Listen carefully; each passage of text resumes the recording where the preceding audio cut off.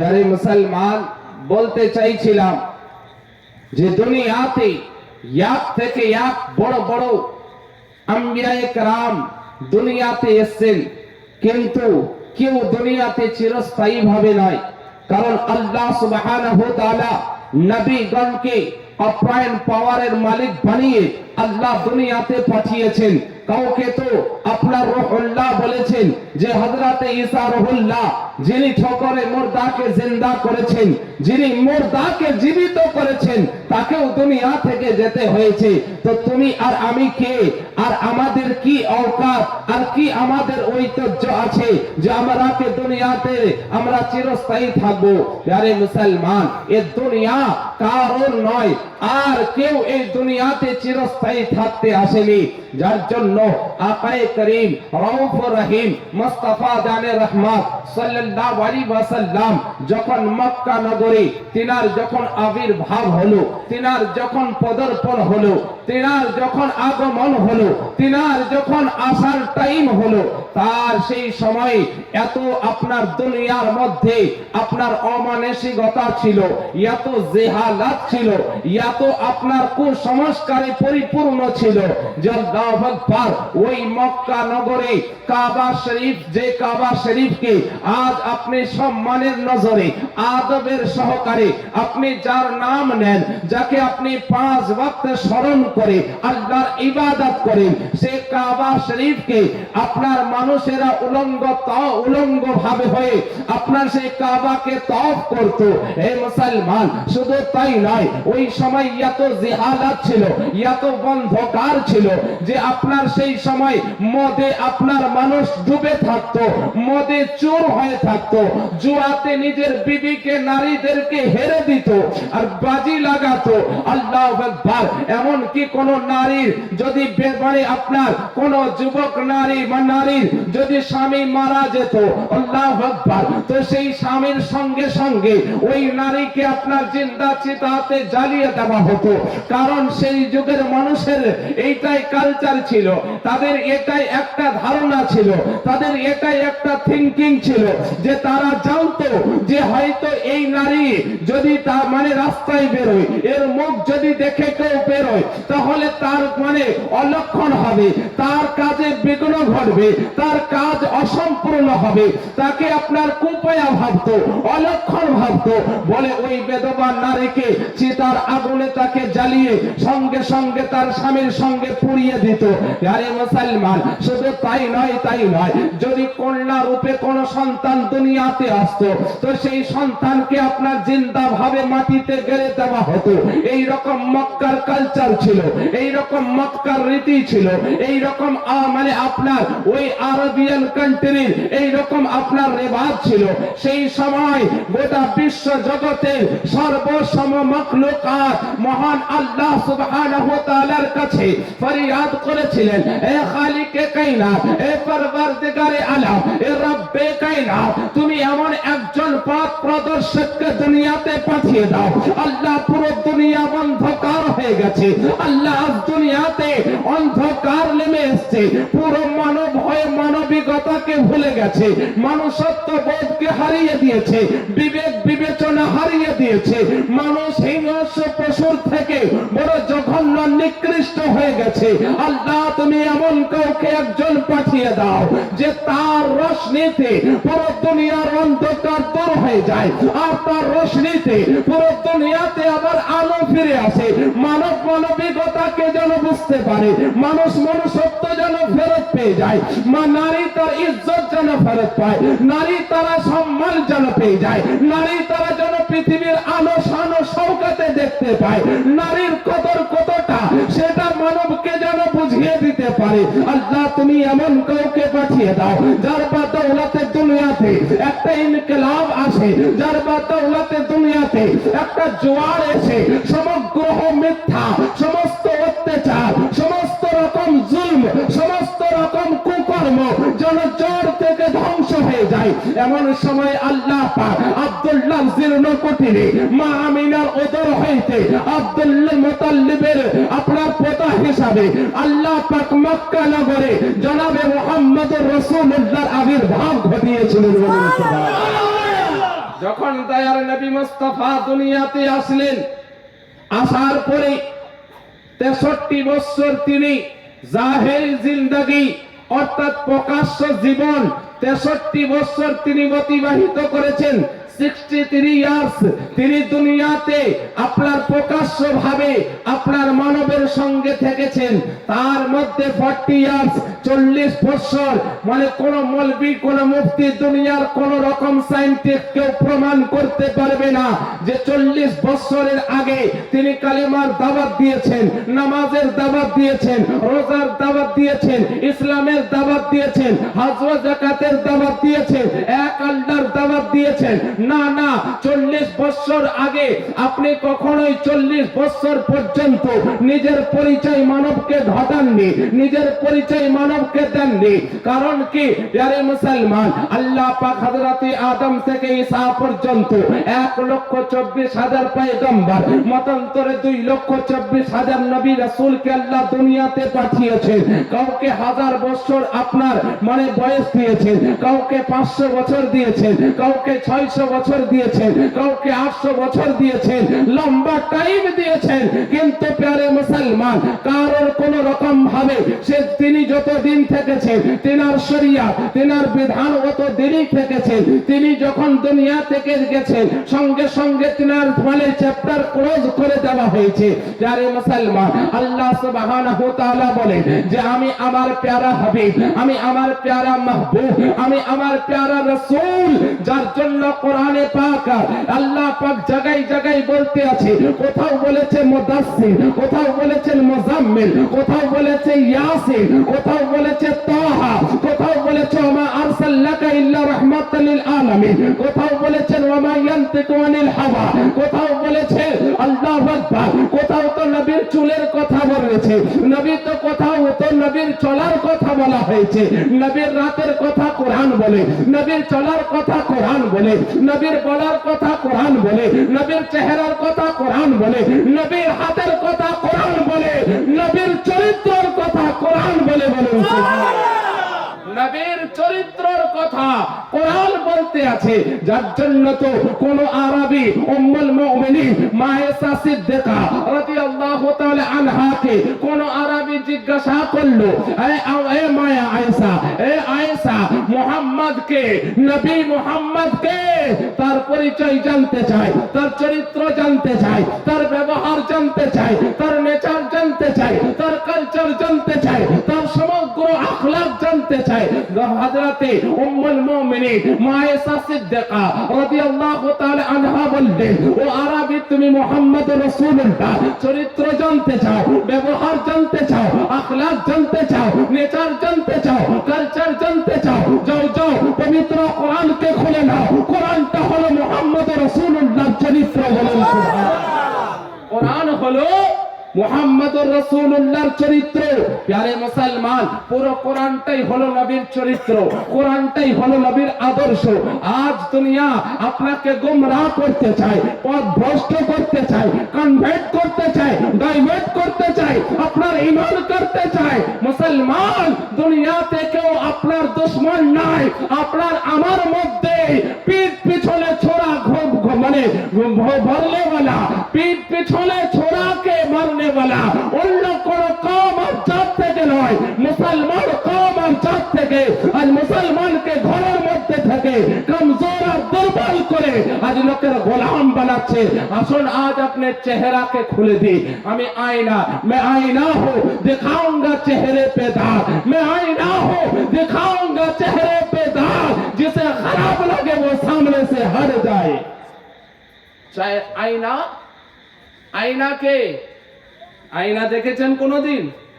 আরে বলবেন একটু, আয়না দেখেছেন? হ্যাঁ, আমি আয়না দেখিনি, আমাকে একটু দেখাবেন আয়না। ঘরে নিয়ে যেতে হবে, কাঁচ দেখাবেন, কাঁচ ঘরে নিয়ে যাবেন, তো নিয়ে গিয়ে তো আমাকে কাঁচ দেখাবেন। ওটা তো আয়না নয়, ওকে তো শেষা বলা হয়। আর শেষা মানে হলো কাঁচ। কাঁচের এক পিঠকে আপনার কোন রকম ভাবে কোন একটা পর্দা দিয়েছে, আর সেই কাঁচটাই আপনার চেহারা আপনাকে দেখাচ্ছে। ও তো আয়না নয়, ও তো কাঁচ, ও তো শেষা। আয়না কাকে বলে? চলুন জিজ্ঞাসা করুন নবীর দরবারে, যার প্রত্যেকটা আপনার সমাধান মুহাম্মদ রাসূলুল্লাহ দুনিয়াকে দিয়ে গেছে। বলুন সুবহানাল্লাহ। দয়ার নবী প্রত্যেকটা সমাধান দিয়ে গেছেন। একদিন দয়ার নবী মুস্তাফা রাহমাতাল লিল আলামিন, আল্লাহু আকবার, ও নবীর মানে ও আল্লাহ পাকের সব মাহবুব, ও আল্লাহর প্যারা হাবিব, ও আল্লাহর প্যারা দোস্ত যখন রাস্তাতে যাচ্ছেন, হঠাৎ করে আবু জেহেলের সামনাসামনি হয়ে গেল। আবু জেহেল বলতে আছে, এই মুহাম্মদ, দুনিয়ার সবথেকে জঘন্য, দুনিয়ার সবথেকে কুৎসিত, দুনিয়ার সবথেকে নোংরা, দুনিয়ার সবথেকে খারাপ চেহারা যদি কারোর আছে, মুহাম্মদ তোমার আছে। দয়ার নবী বলতে আছে, সাদ্দাক্তা আবু জেহেল, তুমি সত্য বলেছো, সাদ্দাক্তা আবু জেহেল, তুমি সত্য বলেছো। ওই সময়ে হযরতে সিদ্দিকে আকবর, কোন সিদ্দিকে আকবর? যে নবীর মানে আপনার সঙ্গের সাথী, যে নবী চলার সাথী, যে নবীর মানে আপনার সঙ্গের সাথী, যে হিজরতের সাথী, যে কবরের সাথী, এমনকি আজ পর্যন্ত মদিনাতুল মুনাওয়ারাতে যেখানে আরাম করছে সেখানেও নবীর পাশে আবু বকর আছে। বলুন সুবহানাল্লাহ। আবু বকর, আল্লাহু আকবার। যে আবু বকর, কোন আবু বকর? যার জন্য হাদিসের মধ্যে এসেছে, পুরো দুনিয়ার ঈমানকে যদি এক পাল্লায় রাখা হয় আর আবু বকরের ঈমানকে যদি অপর পাল্লায় রাখা হয়, তো পুরো দুনিয়ার ঈমানের পাল্লা হালকা হবে, আবু বকরের ঈমানের পাল্লা ভারী হবে। বলুন সুবহানাল্লাহ। কারণ এত বড় সত্যবাদী, এত বড় সত্যবাদী, কারণ ও আবু বকর কিসের জন্য? ও আবু বকর, আল্লাহু আকবার। আবু বকরের একটুকু আপনাকে ভূমিকা বলি। একদিন দয়ার নবী মুস্তাফা বললেন, ও দুনিয়া, ও আমার সাহাবারা, শোনো, বাইতুল মালের জন্য তোমরা নিজ নিজ মালকে এনে আমার দরবারে জমা করো, ইসলামের খিদমতের জন্য, দ্বীনকে মজবুত করার জন্য, অসহায়দের মুখে খাবার তুলে দেওয়ার জন্য, দুঃখীদের পাশে দাঁড়ানোর জন্য, সাহায্যের জন্য বাইতুল মালে তোমরা মাল জমা করো। ওমরে ফারুক ভেবে নিলেন, আমার কাছে তো অনেক মাল আছে, আজ আমি আবু বকরের থেকে আগে বেড়ে যাব, আজ আমি আবু বকরের থেকে আগে টপকিয়ে যাব। এমন অবস্থাতে আল্লাহু আকবার, হযরতে ওমরে ফারুক মাল নিয়ে যখন নবীর বারগাতে হাজির হলেন, দৌলত নিয়ে নবীর বারগাতে হাজির হলেন। আজ মুসলমান, আপনার আমার ফিতরত কি, আপনার আমার হালাত কি, আপনার আমার অবস্থা কি? যদি জানটা চায় তো অতি সহজে দিয়ে দেবে, কিন্তু যদি মাল কিছু দৌলত চায় তো দৌলত কখনো পকেট থেকে বেরোবে না। কারণ দুনিয়াতে আজ যত ফিতনার জ্বর যদি কারোর নাম আছে, সেই জ্বরের নাম হলো আপনার অর্থ, যার নাম হলো পয়সা। আজ পয়সার জন্য ইমানের সওদা, পয়সার জন্য আপনার মানে দেশের সওদা, পয়সার জন্য সমাজের সওদা, পয়সার জন্য মা বাপ ভিখারি হচ্ছে, পয়সার জন্য ভাইকে মার্ডার করছে, পয়সার জন্য আপনার মানুষকে অপমান করছে, পয়সার জন্য মানুষের প্রতি অত্যাচার হচ্ছে। আজ দুনিয়াতে পুরো ভূমিকা যদি কিছু নিয়েছে তো পয়সা নিয়েছে। আল্লাহ ওয়ালা কে হয়, ঈমানদার কে হয়, মুমিন কে হয়? আসুন দেখুন, হযরতে উমরে ফারুক যখন মাল দিয়ে হাজির হলেন, মুস্তাফা জানে রহমত বলেন, ও উমর, তুমি আজ মাল কত মাল নিয়ে এসছো? বলে, ইয়া রাসূলুল্লাহ, ইয়া হাবিবাল্লাহ, নবী গো, আমার যত মাল ছিল 3 ভাগে বিভক্ত করার পরে 1 ভাগ বাড়িতে রেখে এসেছি, আর 2 ভাগ মাল আপনার বারগাতে পেশ করে দিয়েছি। 3 ভাগে যত মাল ছিল 3 ভাগে বিভক্ত করে 1টা ভাগ বাড়িতে রেখে এসেছি, আর 2 ভাগ আপনার দরবারে এনেছি। এমন অবস্থায় হযরতে আবু বকরকে বলছেন, আবু বকর, তুমি কতগুলো বাড়িতে রেখে এসছো আর কতগুলো নিয়ে এসছো? বলে, ইয়া রাসূলুল্লাহ, আমার যত মাল ছিল সমগ্র মাল এনেছি, সঙ্গে এই বেলাতে রুটি তৈরি করার জন্য যে ময়দাটুকু ভিজানো হয়েছিল, যে আটাটুকুকে ভিজানো হয়েছিল, সেই আটাটুকু আপনার দরবারে এনে পেশ করে দিয়েছি। বলুন সুবহানাল্লাহ। নবী বলেন, আবু বকর, বাড়িতে কি রেখে এসছো? বলে, ইয়া রাসূলুল্লাহ, বাড়িতে আল্লাহর রাসূলকে রেখে এসেছি আর মাল আপনার বারগাতে হাজির করেছি। বলছে, আবু বকর, বাড়ির জন্য কি? বলে, ইয়া রাসূলুল্লাহ, আপনি আমার মালেরও মালিক আর আপনি আমার জানেরও মালিক। বলুন সুবহানাল্লাহ। আবু বকর। আজ যদি নবীকে সম্মান দেওয়ার নাম শিরক আর বেদাত হয়ে যায়, তাহলে সব থেকে বড় শিরক কি আবু বকর করেছিল? সব থেকে শিরক ওমর ফারুক করেছিলেন? সব থেকে শিরক কি উসমানে গনি করেছেন? সব থেকে শিরক কি শেরে খোদা মৌলা আলী করেছেন? এ মুসলমান, আজ আপনাকে যে গোমরাহি আর পথভ্রষ্টর চশমা পড়ানো হচ্ছে, কি কারণে হচ্ছে? আসুন আমি ভূমিকায় যখন যাব অটোমেটিক ফাঁস হয়ে যাবে কে চোর আর কে চোরের মাস্তি। তো ভাই পুরোপুরি যদি ব্রেনকে হাজির রেখে মানে আপনি শোনেন দিলের কান থেকে নয়, কারণ এখন তো মানুষ এ কানে শোনে আর এ কানে বের করে দেয়। মিঠা মিঠা হাফ হাফ কড়ুয়া কড়ুয়া থুথু, যেটা ভালো লাগলো মিষ্টি লাগলো গপ গপ করে খেয়ে নিল, আর যেটাই মানে আপনার তিতো লাগলো থু করে ফুকে দিল। এ তো দুনিয়ার হালাত হয়ে গেছে, তাই না? তো আসুন কি বলতেছিলাম, वो হযরতে আবু বকর নবী মুস্তাফার সঙ্গের সাথী ছিলেন। আল্লাহু আকবার। তো কি বলতেছিলাম, দয়ার নবী মুস্তাফা সাল্লাল্লাহু আলাইহি ওয়াসাল্লাম যখন দুনিয়াতে যখন এলেন, আল্লাহু আকবার, 40 বছর যাবত তিনি কখনোই আপনার কোন রকম দ্বীনের প্রচার করেননি, কোন রকম দ্বীনের আপনার কোন মানুষকে কোন দ্বীনি তালিমাতের দেননি। নবী মুস্তাফা আসলেন, আসার পরে সর্বপ্রথমে আর নিজের আদর্শকে তুলে ধরলেন, আখলাককে তুলে ধরলেন, চরিত্রকে তুলে ধরলেন। মানব যখন জেনে গেল, পুরো দুনিয়ার মানব যখন জেনে গেল আল আমিন নবী, সত্যর বাণী, এ শান্তির প্রতিষ্ঠাতা মুহাম্মদ, আল্লাহু আকবার, যে আবু জেহেল, যে উতবা, শাইবা, মুগীরা যখন আপনার মোতাল্লি ছিল কাবার, ওই যখন আরব মক্কার মানে আরবের তারা যখন বড় বড় রাজা মন্ত্রী ছিল, সেই সময় মুসলমান যখন কোন মানুষ নিজের মাল নিজের আমানত যদি রাখার প্রয়োজন হতো তো নবী মুস্তাফার কাছে রাখতো। আল্লাহু আকবার। তো তারা এতটা জানতো, কাফির যারা জানতো যে নবী মুহাম্মদুর রাসূলুল্লাহ এর বিরোধিতা করছে, একে কষ্ট দিচ্ছে, এর প্রতি অত্যাচার করছে, কিন্তু ইনি সত্যবাদী, ইনি কখনো আমানতের খেয়ানত করবে না। আবু জেহেলের সঙ্গ তো দিত, কিন্তু তার কাছে মাল আমানত রাখতো না। কারণ কি? সারা দুনিয়া জানতো আবু জেহেল ধোঁকাবাজ, মক্কার বেঈমান, সে ঠকবাজ, সে মালকে হারিয়ে নেবে, কিন্তু মুহাম্মদ যার নাম সে হলো ঈমানদার, সত্যবাদী। বলুন সুবহানাল্লাহ।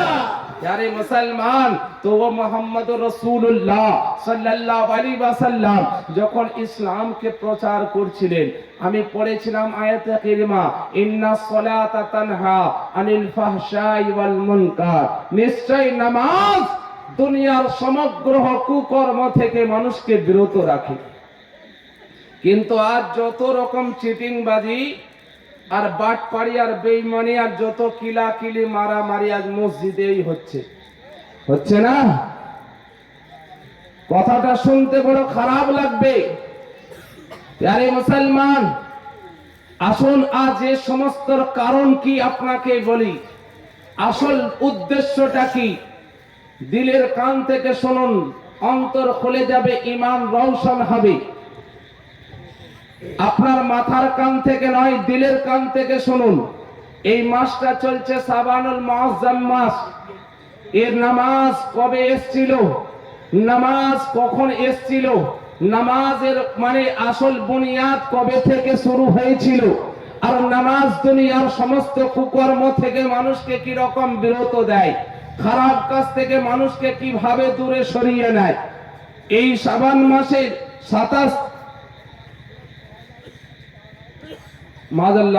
রজবুল মুরাজ্জাবের মাস।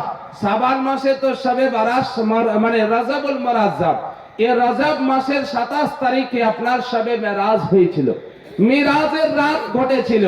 আর এই মিরাজের রাত্রিতে মহান আল্লাহ তোহফায়ে সালাত অর্থাৎ নামাজ উম্মতে মুহাম্মাদের জন্য ফরজ করেছিলেন। আর এই ব্যাপারে আজ মানুষকে বড় গোমরাহ করা হচ্ছে, মানুষকে বিভ্রান্তি করা হচ্ছে, মানুষকে পিন করা হচ্ছে যে মিরাজ, আরে যত আকাশে যাবে ততই তো এত মানে শূন্য, সেখানে শ্বাস প্রশ্বাসের অভাব হবে, অক্সিজেনের কমি হবে। তো এত আকাশকে ভেদ করে কিভাবে গেল? মুসলমান দুনিয়া মেনে নিল, কাফির মেনে নিল, মুশরিক মেনে নিল, বেঈমান মেনে নিল, ইহুদি মেনে নিল, নাসারা মেনে নিল, জৈন মেনে নিল, খ্রিস্টান মেনে নিল, বাকি মাযহাবওয়ালা মেনে নিল, কিন্তু মুসলমানের মধ্যে ফাটল সৃষ্টি করে দিল। ৮৬টার কোন হাদিসে আছে এটা কি সহিহ হাদিস না সহিহ হাদিস? এই হাদিসে মুসলমান, ওকে যদি হাদিসের ডেফিনিশন বোঝা হয়, বাংলা বই পড়ে আজকে সেই নিম মোল্লা খাতরে জান আর নিম মোল্লা খাতরে ইমান আর নিম হাকিম খাতরে জান। তো যখন হাতুড়িয়া ডাক্তারের কাছে কেউ ট্রিটমেন্ট করতে যায়, তো তার কিন্তু অবস্থা শেষ পর্যন্ত খুব খারাপই হয়।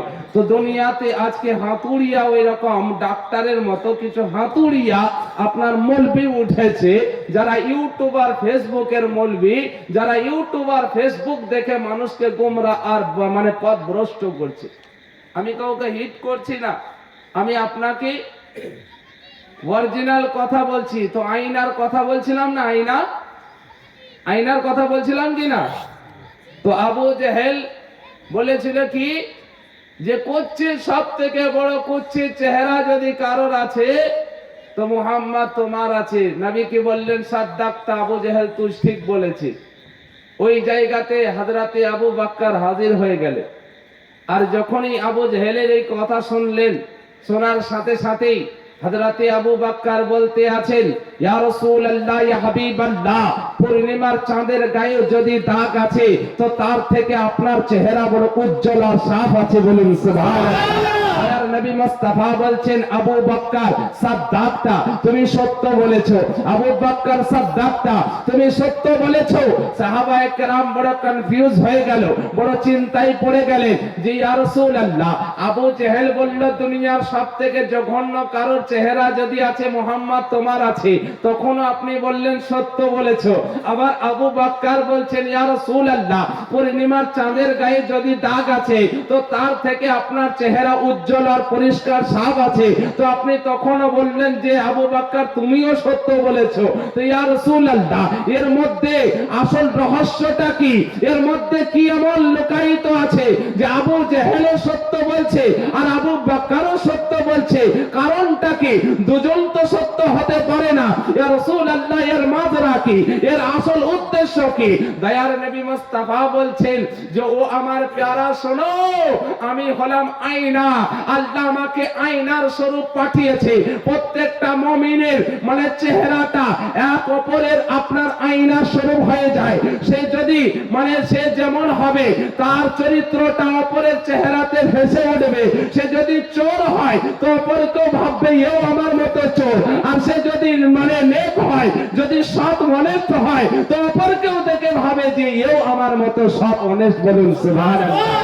আবু জেহেলের দিলটা ময়লা, যার জন্য আমার চেহারাকে ওকে কুচ্ছিত লেগেছে। আর আবু বকরের দিল তো ইমানের রোশনীতে নূর আর উজালা হয়ে আছে, যার জন্য পূর্ণিমার চাঁদে তো দাগ দেখেছে, কিন্তু আমার চেহারা তার থেকে সাফ আর পরিষ্কার দেখেছে, বলুন সুবহানাল্লাহ। আরো আপনাকে ক্লিয়ার করে দিই, এক ব্যক্তি তাহাজ্জুদ নামাজ পড়ার জন্য রাত্রে মানে ভোরে রাত্রে মিডিল রাত্রিতে উঠেছে, তার গোসল করার প্রয়োজন হয়েছে, পুকুরে গেছে স্নান করতে। তো এমন অবস্থায় এক চোর চুরি করতে গিয়ে কিচড়ে কাদাতে পড়ে গেছে, সেও আপনার ওই পুকুরে গেছে স্নান করতে। তো এ তাহাজ্জুদ পড়বে ওয়ালা বলছে, আল্লাহ, আমার থেকে এ কোন নেককার ব্যক্তি যে আমার আগেই ও পুকুরে চলে এসেছে স্নান করতে, ইবাদত করার জন্য। আর চোর অপর থেকে ভাবছে যে এ কোন বড় চোর, এ কোন কাতারদার কি চোরে চুরি করতে গিয়ে পড়েছে। তো যে যেই রকম হয় সে অপরকে সেই রকমই ভাবে। তো আবু বকরের ঈমান ছিল, যার জন্য রাসূলুল্লাহর চেহারাকে পরিষ্কার দেখেছে। আর আবু জেহেলের দিল অন্ধকার ছিল, যার জন্য নবী মুস্তাফার চেহারাকে সে জঘন্য দেখেছে। প্যারে মুসলমান, বলার বক্তব্য হলো ঈমান যদি মজবুত থাকে তো দুনিয়া অটোমেটিক আপনার হাতে আসবে। কেমন ভাবে আসবে আপনাকে বলি, আসল ঈমানকে কিভাবে খোকলা করছে। তো আপনার দয়ার নবী মুস্তাফা সাল্লাল্লাহু আলাইহি ওয়াসাল্লাম কত আপনার কষ্ট আর মেহনত করে দিন ইসলামকে প্রচার করেছে। মুসলমান, সত্য কথাকে মানতে প্রত্যেক মানুষের বড় কষ্ট হয়, আর মিথ্যা অতি সহজেই মানুষ মেনে যায়। সত্যকে হজম করতে মানুষের বড় কষ্ট হয়, কিন্তু মিথ্যাকে বড় মানুষ আপনার বিশ্বাস করে নেয়। কাউকে আপনি জানে থেকে মোহাব্বত করুন, সে ভাববে যে আপনার তারকে আপনি খোসামত করছেন। আর কারোর সঙ্গে চিটিং করুন, সে ভাববে যে আপনি তার জন্য জান কুরবান করে তাকে মোহাব্বত করছেন। এই তো দুনিয়া। সত্যর কোনো সত্যকে ভ্যালু দেয় না মানুষ। আর একটা কি, যে মানুষ সত্য কথা বললে আপনার দুশ্মন হয়ে যাবে, সত্য কথা বললে আপনার দুশ্মন হয়ে যাবে, আর মিথ্যা কথা বললে আপনার দোস্ত হয়ে যাবে। যার জন্য হযরতে শেরে খোদা মাওলা আলী বলছেন, যদি পুরো দুনিয়ার কাছে ভালো হতে চাও তাহলে মুনাফিক হয়ে যাও, আর যদি দুশ্মন বানাতে চাও তাহলে সত্য কথা বলতে লাগো, যেদিকে যাবে তোমার দুশ্মন হতে থাকবে, কারণ সত্য কারোর বরদাস্ত হবে না। মুসলমান কেউ সুদ খাচ্ছে, আপনি তাকে বলুন, এ সুদ খোর, তোর বাড়িতে খাবো না, তুই তো হারামে রোজগার করছিস, দুশ্মন হবে না আপনার? কেউ চিটিং করছে, বেঈমানি করছেন, তার মুখের সামনে যদি আপনি প্রতিবাদ করে তুই চিটিং বাস, তুই বেঈমান, আপনার জানে মারার জন্য আপনার ও চক্রান্ত চালাতে শুরু করবে না? আর যদি আপনি তার প্রশংসা করেন, না খুব ভালো মানুষ, খুব ভালো সেলিব্রিটি, পয়সাওয়ালা, খুব ধনী ব্যক্তি, সম্মানীয় ব্যক্তি, তো আপনাকে তো বারবার ডেকে মোটরসাইকেলে গাড়িতে বসিয়ে আপনাকে হোটেলে বাইরে আপনাকে ঘুরতে নিয়ে যাবে, যেহেতু আপনি মিথ্যা বলছেন। তো এ যুগেও সত্য কথা, শুধু এ যুগে নয়, আগে থেকে দয়ার নবী মুস্তাফা যখন দুনিয়াওয়ালাকে বললেন, এ দুনিয়াওয়ালা, তোমরা কোন পাথরের দেবদেবীর মূর্তি পূজা করিও না, এক আল্লাহ যে বিশ্ব কায়নাতকে তৈরি করেছে সেই আল্লাহকে তোমরা রাজি করার জন্য যদি মাথা কারোর কাছে ঝোঁকাতে হয় তো আল্লাহর কাছে ঝোঁকাও, যদি কারোর ইবাদত করতে হয় তো আল্লাহর ইবাদত করো। সেই সময় পুরো মক্কা, আপনার পুরো মক্কার লোকেরা এমন ভাবে নবী মুস্তাফার প্রতি অত্যাচার করেছিল, এমন ভাবে কষ্ট দিত, আল্লাহু আকবার। নবী মুস্তাফা যখন রাস্তায় যেতেন তো তিনার উপরে নোংরা আবর্জনাকে ফেলা হতো, নবী মুস্তাফার রাস্তাতে কাঁটাকে আপনার বিছিয়ে রেখে দিত, নবী মুস্তাফার আপনার বাড়িতে নোংরাকে ফেলা হতো, অত্যাচারের উপরে অত্যাচার করত। সেই সময় আল্লাহু আকবার, মাল মানুষকে আপনার জাহান্নামের পথে নিয়ে যাবে, মাল মানুষকে জান্নাতের দিকে নিয়ে যাবে। কোরআন বলতে আছে, ওয়া'লামু আন্নাল আমওয়ালাকুম ওয়া আওলাদাকুম ফিতনা, এ মানব তোমরা জেনে নাও আল্লাহ তোমাদেরকে মাল আর আওলাদ দিয়েছে, দৌলত আর আওলাদ দিয়েছে তোমাদের পরীক্ষা নেওয়ার জন্য। যে মাল আর সন্তান আল্লাহকে রাজি করার পথে ব্যয় হয়, নিঃসন্দেহে দুনিয়াতে সেই মাল আর সন্তান ইজ্জতের পথ, আর আখিরাতেও সেটা জান্নাতের পথ। বলুন সুবহানাল্লাহ। মাল আর দৌলত মানুষকে দুনিয়াতে যে মাল আর দৌলত মানুষকে আল্লাহ থেকে দূরত্ব করে দেয়, দিন থেকে দূরে করে দেয়, মানুষকে বেঈমান বানিয়ে দেয়, মানুষকে হারামখোর বানিয়ে দেয়। সেই মাল আর দৌলত সন্তান, এর নিঃসন্দেহে দুনিয়াতেই সেটা হলো তার বরবাদির পথ, আর আখিরাতেও হলো সেটা জাহান্নামের পথ। মুসলমান, যদি না হয় তাহলে আপনি নিজেকে রিয়েলাইজ করুন, নিজেকে আপনি দুনিয়ার দিকে তাকিয়ে দেখুন, যে সব থেকে বড় দৌলতওয়ালা ফিরাউন ছিল, তার হালত কি হয়েছে, নমরুদ ছিল, তার অবস্থা কেমন হয়েছে, কারণ ছিল সাদ্দাত ছিল, ও আবু জেহেল, উতবা, শাইবা, মুগীরা, এরা তো বড় বড় মালদার ছিল, বড় বড় ধনী ছিল, যারা ওয়ার্ল্ড ওভার ওয়ার্ল্ডের কিং বাদশা ছিল, তাদের অবস্থা আজ কি হয়েছে আপনারা নিজেরাই ইতিহাসকে দেখলে পাবেন।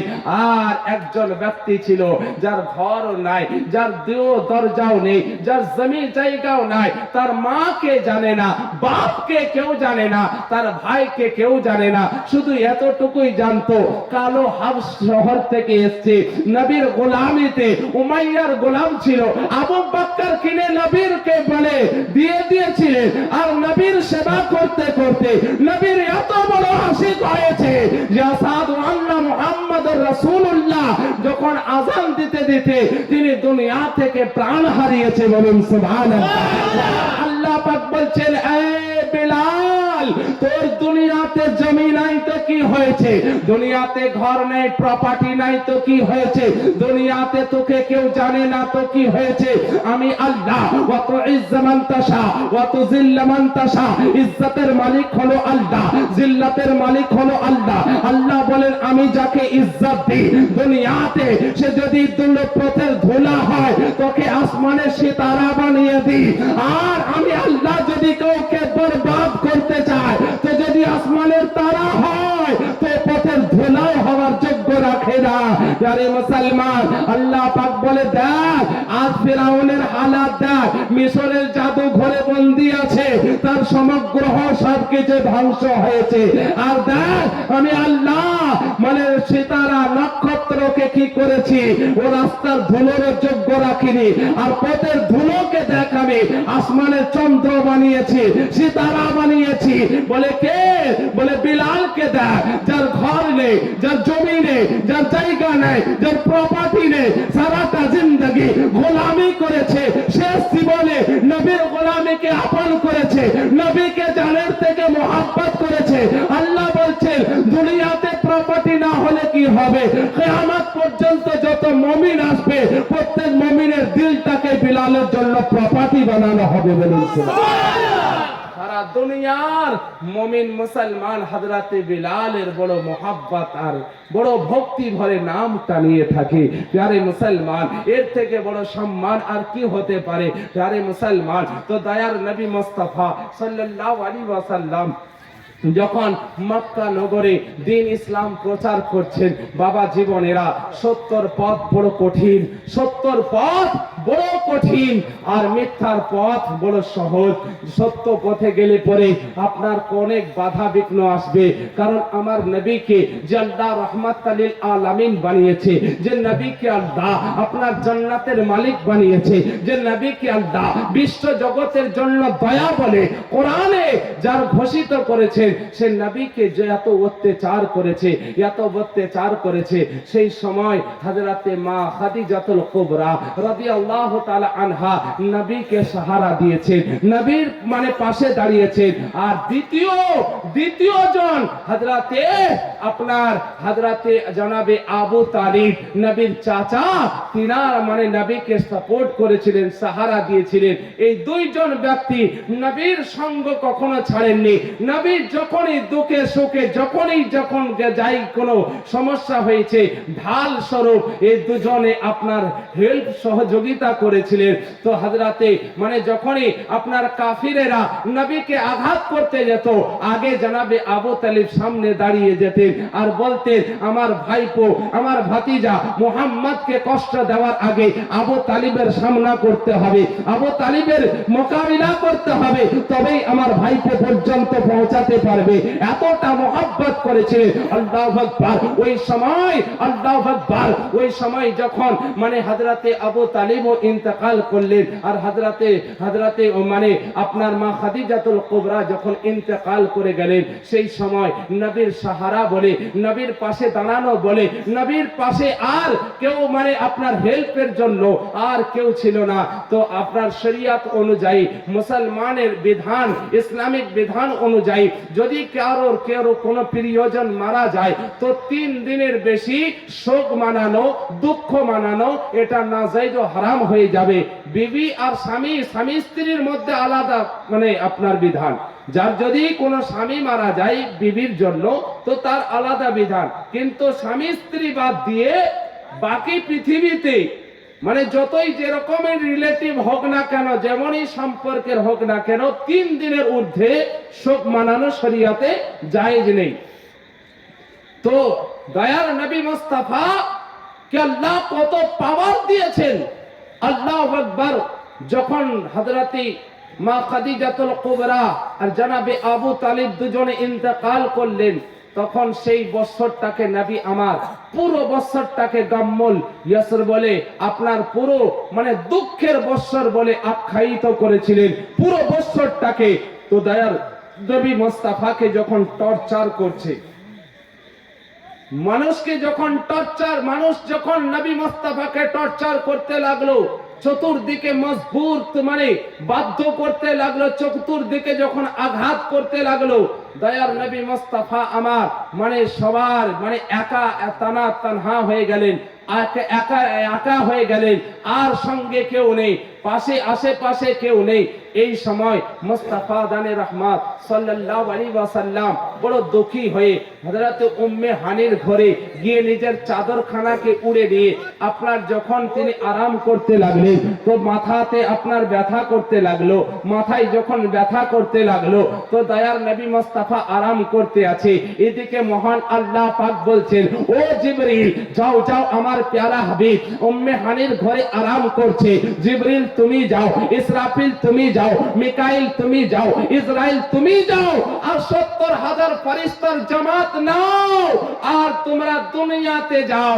আল্লাহ পাক দেখুন মানে যখন পাঠাচ্ছেন, এই মিরাজকে যারা অস্বীকার করছে তাদেরকে বলতে চায় যে মিরাজকে যারা সবে মিরাজকে অস্বীকার করে, আরে দুনিয়ার সমগ্র কাফির মুশরিক সবাই তো মেনে নিল, কারণ এই মিরাজ থেকে যে আকাশে যাওয়া যায়, যাওয়া কিভাবে পসিবল, এ তো মিরাজের হাদিস থেকে মানুষ রকেট তৈরি করলো, এই মিরাজের হাদিসকে রিসার্চ করে মানুষ চাঁদে যাওয়ার হিম্মত পেল, তো বেদিন মুশরিক তারা মেনে নিল যে মিরাজ যাওয়াটা সত্য, কিন্তু গদ্দার মুসলমান মানতে পারল না। এখনো পর্যন্ত গদ্দারি করে মুসলমানকে বিভ্রান্তি করতে আছে।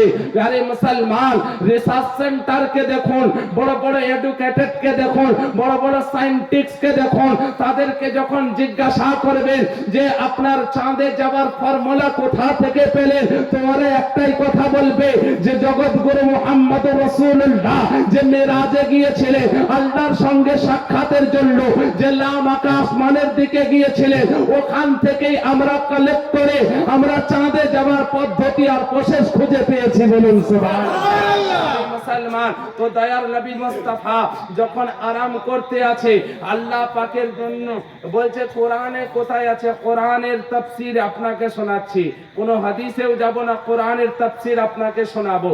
আসুন, দয়ার নবী মুস্তাফা বলছেন, জিবরিল তুমি যাও, ইসরাফিল তুমি যাও, মিকাইল তুমি যাও, ইসরাইল তুমি যাও, আর গিয়ে আমার প্যারা হাবিবকে দাওয়াত দাও, মিরাজে সাক্ষাৎ করতে চাই।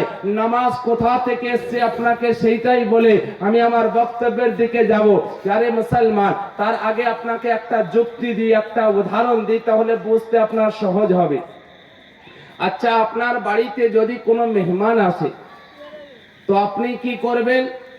মেহমান এসে মেহমানের জন্য খাবারের ব্যবস্থা করবেন আর ছেড়ে দেবেন, মেহমান নিজের ইচ্ছায় আসবে চলে যাবে।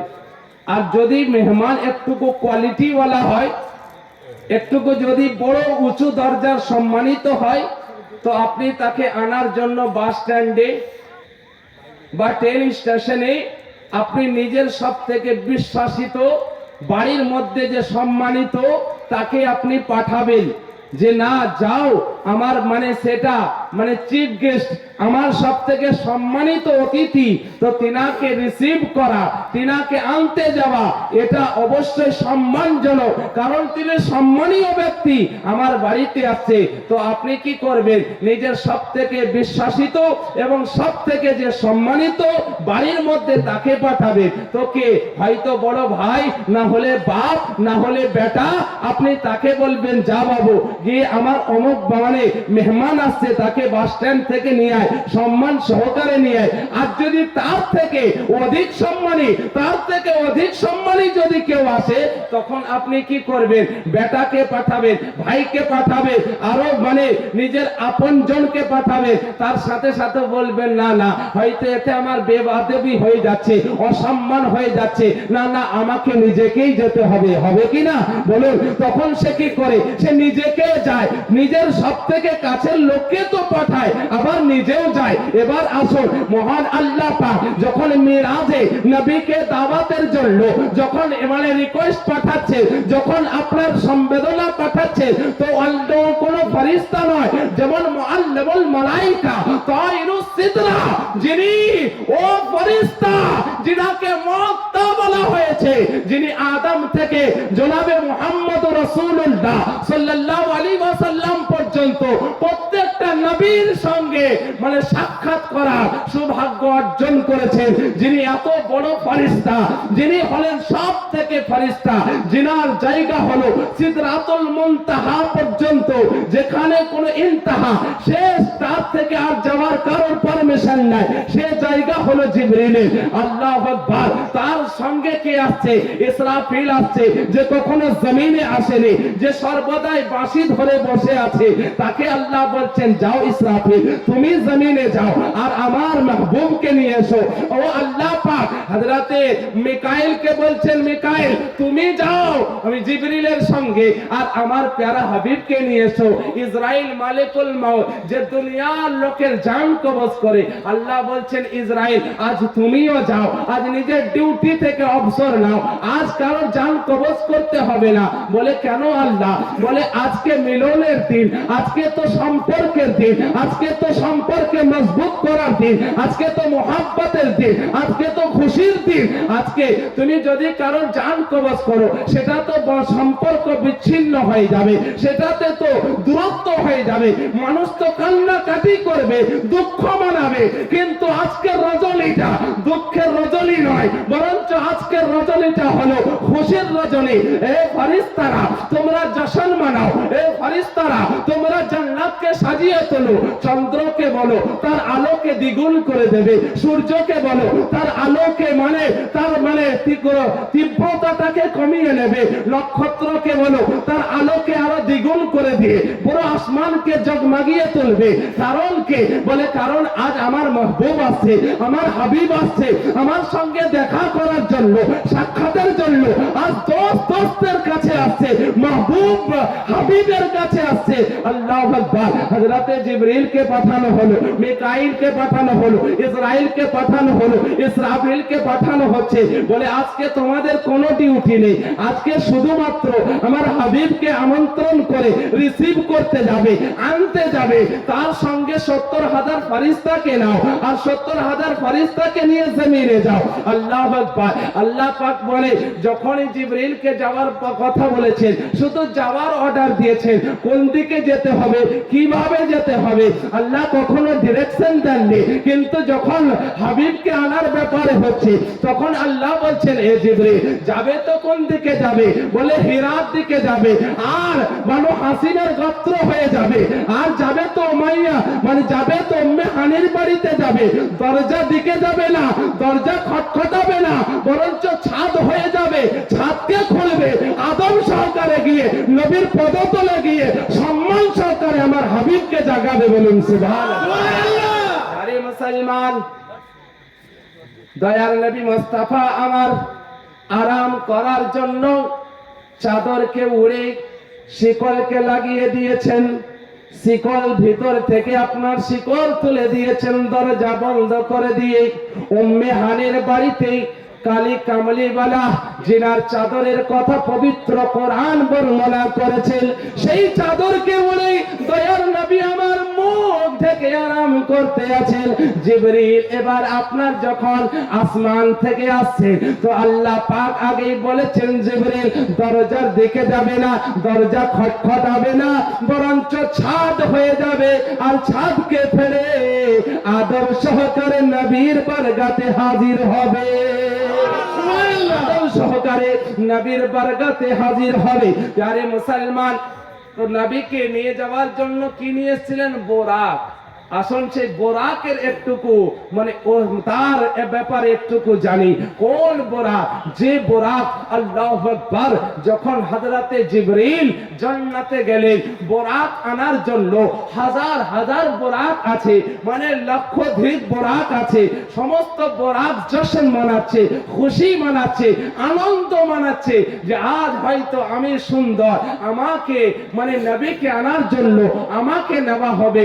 এইরকম প্রত্যেকটা বোরাক আনন্দে ঝুমতে আছে। একটা বোরাক কোনাতে দাঁড়িয়ে দাঁড়িয়ে মানে অঝর নয়নে মাথা নত করে কাঁদতে আছে, অঝর নয়নে কাঁদতে আছে। যখন সমস্ত বোরাকের দিকে দেখতে আছে, হঠাৎ করে হযরতে জিবরিল ওই বোরাককে দেখলেন। বোরাককে দেখে বোরাকের কাছে এসে বলছেন, এই বোরাক, তো সারা বোরাক তো আনন্দিত হয়ে খুশি মানাচ্ছে, জশ্ন মানাচ্ছে, আর তুমি কেন কান্না করছো? তুমি কেন আজকে কান্না করছো? কান্নার কারণ কি বলো? বলছে জিবরিল, আজকে কাঁদছি না, আগামী কাল থেকে কাঁদছি না, পরশু থেকে কাঁদছি না, 1 মাস আগে থেকে কাঁদছি না, 1 বছর আগে থেকে কাঁদছি না, 10 বছর আগে থেকে কাঁদছি না, 40,000 বছর থেকে আমি কান্না করছি। বলুন সুবহানাল্লাহ। 40,000 বছর থেকে কান্না করছি।